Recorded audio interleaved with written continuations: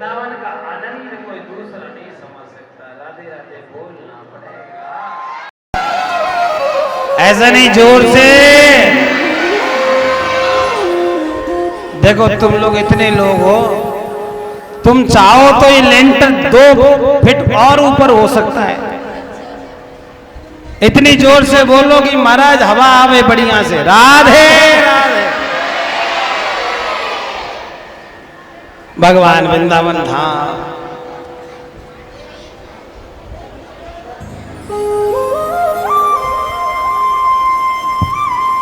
कि राम कृष्ण तो एक ही है, अंतर नहीं निवेश।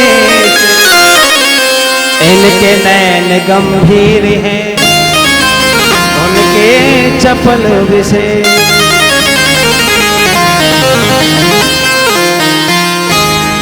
राम जी ने जो किया वो व्यक्ति को करना चाहिए, और जो भगवान श्री कृष्ण ने कहा वह करना चाहिए। भगवान सूर्य के महाराज हुए। हाजी ब्रह्मा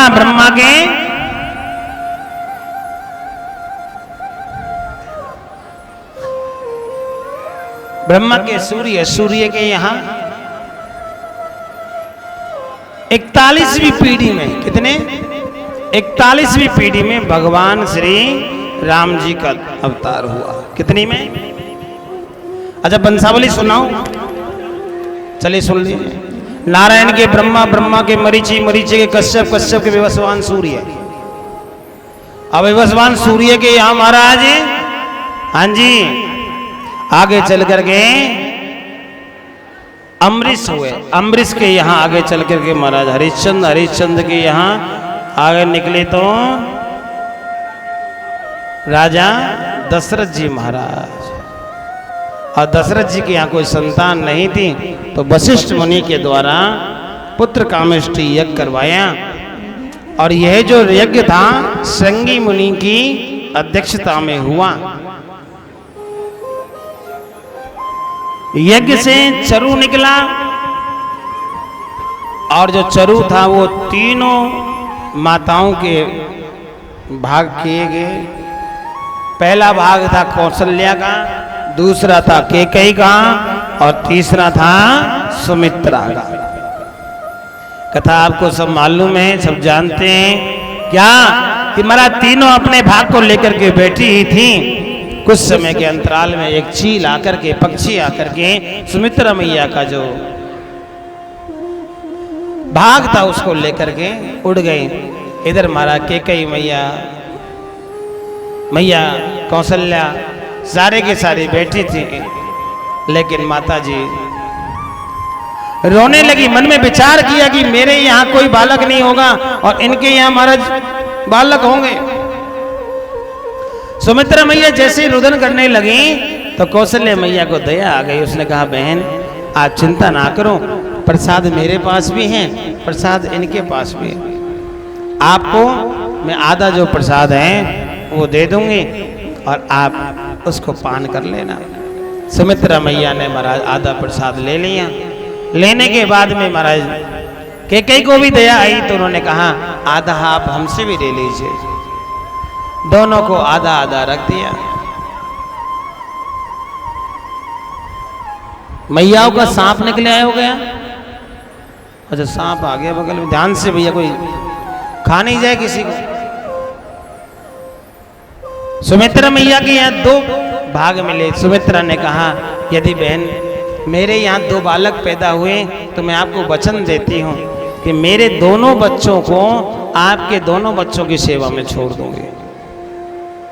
और माता वो सही बात है, यदि भाई हो तो हमारा लक्ष्मण के जैसा होना चाहिए, भाई हो शत्रुघ्न लाल के जैसा होना चाहिए।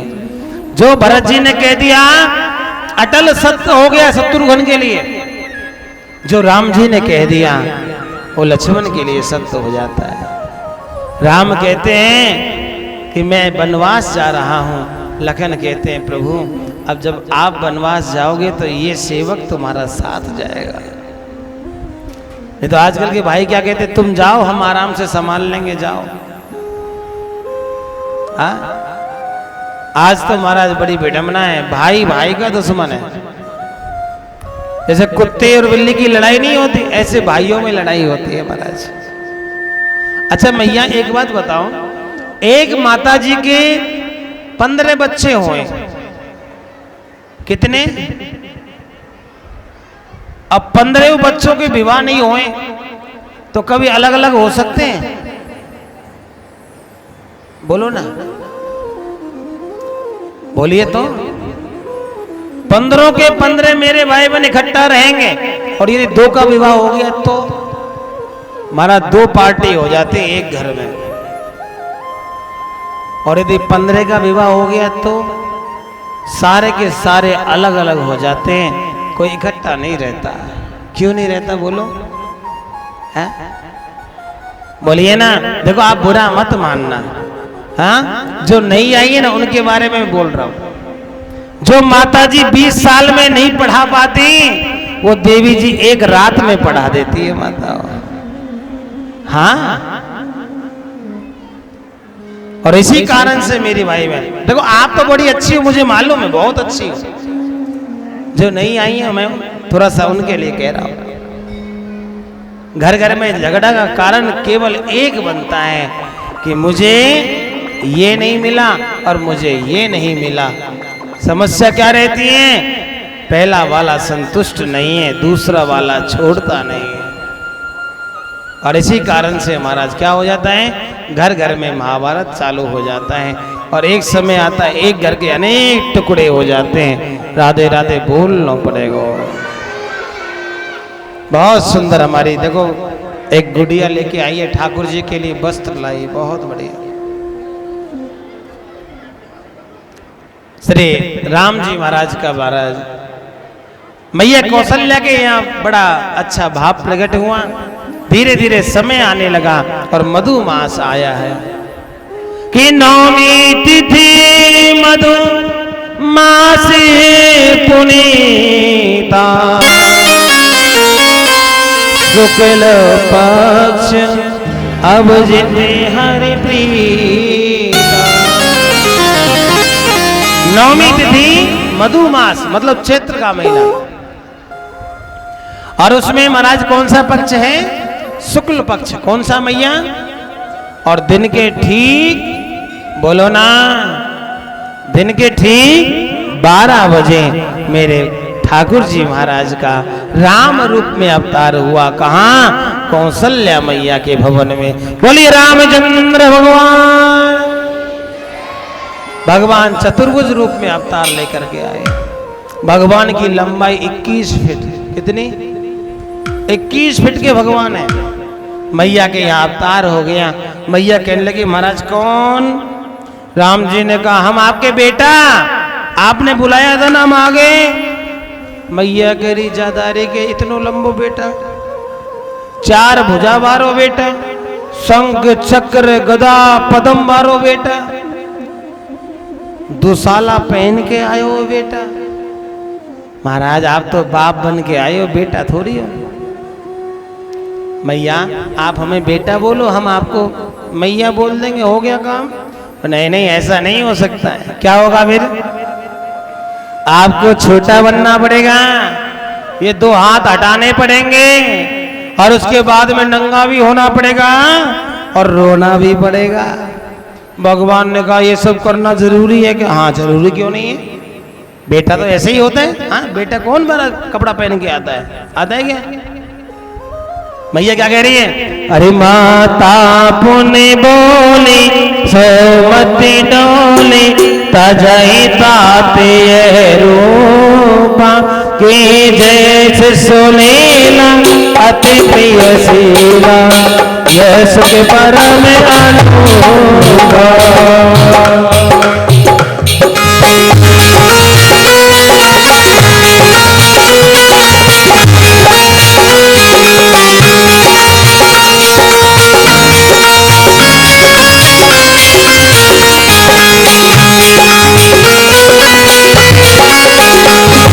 भजन सुजाना रोवन गाना कोई बालक सुर भोपा वह चरित जगा में हरे पद पावै तेन पर हमको